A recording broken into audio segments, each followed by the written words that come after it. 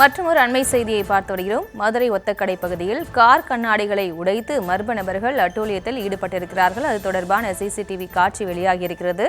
மேலும் விவரங்களோடு இணைக்கிறார் எமது செய்தியாளர் பாலமுருகன். பாலமுருகன், வணக்கம். இந்த மர்ம நபர்கள் குறித்த விவரம் கிடைக்கப்பட்டிருக்கிறதா? முழு விவரம். நிச்சயமாக மதுரை மாவட்டம் ஒத்தக்கடை அருகே உள்ள நரசிங்கமம் அம்மாச்சியம்மன் நகர் பகுதியில் வசித்து வரும் அருள்தாஸ் வினோத் மற்றும் முத்து என்பவர்களது வீட்டு வாசல் முன்பாக கடந்த 13ஆம் தேதி இரவு வழக்கம் போல கார்களை நிறுத்திவிட்டு வீட்டில் தூங்கிக் கொண்டிருந்திருக்கிறார்கள். பின்னர் காலையில் எழுந்து பார்த்தபோது கார் கண்ணாடி, கதவுகள் மற்றும் கார் முழுவதும் அங்கங்கே சேதமடைந்திருக்கிறது. கற்களும் திறந்துள்ளது. இதை கண்டு காரின் உரிமையாளர்கள் அதிர்ச்சி அடைந்திருக்கிறார்கள். இதை அடுத்து வீட்டில் இருந்த சிசிடிவி கேமராவை பார்த்தபோது 3 இளைஞர்கள் கொண்ட போதை கும்பலானது வீட்டு வாசல் முன்பாக நிறுத்தியிருந்த 4 கார்களை திடீரென கற்களால் அடித்து நொறுக்கியிருக்கிறார்கள்.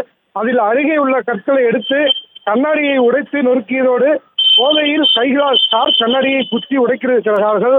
அப்போது அந்த வழியாக பைக்கில் வந்ததை அறிந்த நபர்கள் அங்கிருந்து தப்பி சென்றிருக்கிறார்கள். இது குறித்து ஒத்தக்கடை காவல்துறையினருக்கு அருள்தாஸ் உள்ளிட்ட 3 நபர்கள் புகார் அளித்ததன் அடிப்படையில் தீவிர விசாரணை நடத்தினர். இதனை அடுத்து வீட்டு வாசலில் நிறுத்தி வைத்திருந்த கார்களை அடித்து நொறுக்கிய மதுரை ஒத்தக்கடை நரசிங்கம் பகுதியைச் சேர்ந்தவர்கள் ராஜா, சஞ்சய், முத்துப்பாண்டி, மங்களக்குடி பகுதியைச் சேர்ந்த கணேஷ் பாண்டியன் ஆகியோரை ஒத்தக்கடை காவல்துறையினர் கைது செய்து சிறையில் அடைத்தனர். இது தொடர்பான சிசிடிவி வீடியோ காட்சிகள் வெளியாகி அதிர்ச்சியை ஏற்படுத்தியிருக்கிறது.